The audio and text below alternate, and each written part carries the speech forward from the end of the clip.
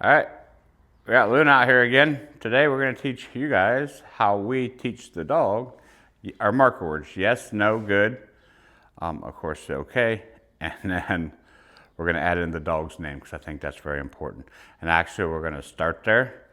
So when I teach the dog its name, most of the time a dog's distracted and we say, Luna, yes. Luna.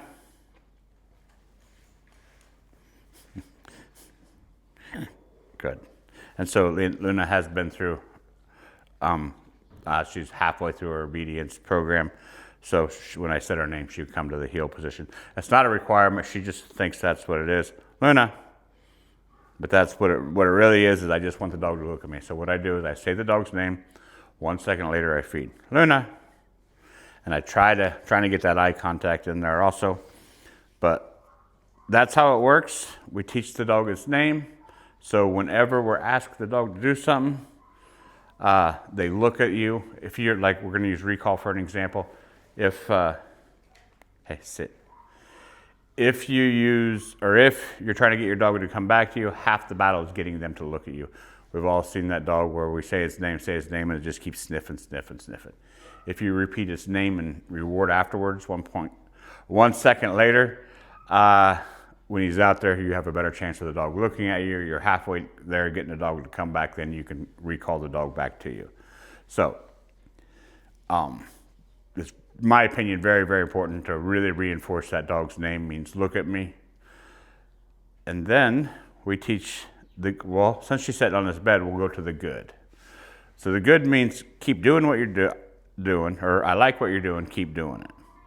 So I say good and reward. And this is how I teach it. I put a dog in a stationary position, whether it's by my side, in front of me, on a bed, whatever.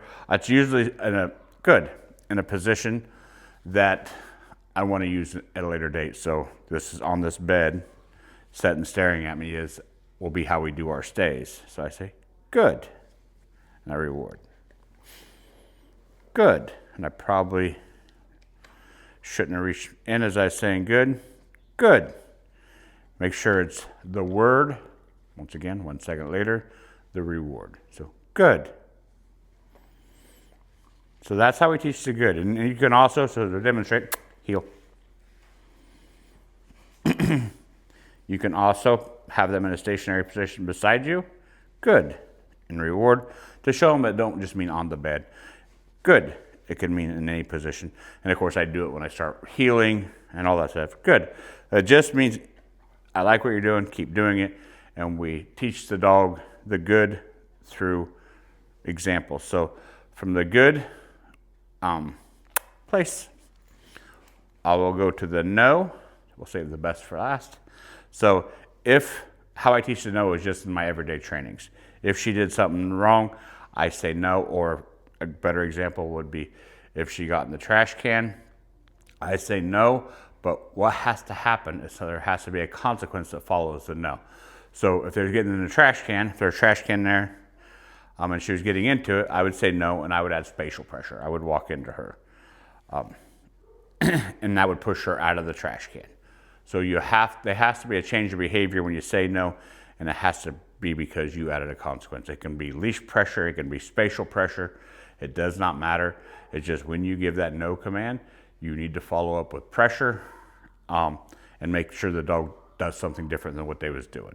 So, good example, if the dog was jumping on me, I would say no, and I would use spatial pressure. I'd walk into them. So that's how I teach the no. And of course, yes, in my opinion, that's the best one of them all, because we're telling the dog, I like what you did, come to me to get your reward.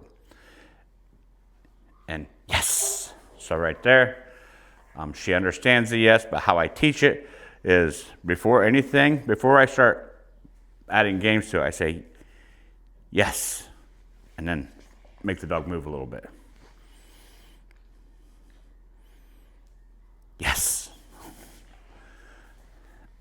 And then I'm going to wait until she SITs. I'm not going to ask her to. We're just going to hope she does it. Yes. So once I get that engagement with the dog where they're like, hey, I like this, Then we start playing a game with the dog, because the idea of the yes is making our reward even more motivating. When you create a game with your marker word, you get a really explosive marker word, and that's what we're looking for. So the game that I create is actually, we're going to take the leash off for this. Good. It's, hey, come here. You can't go potty. Yes, and toss.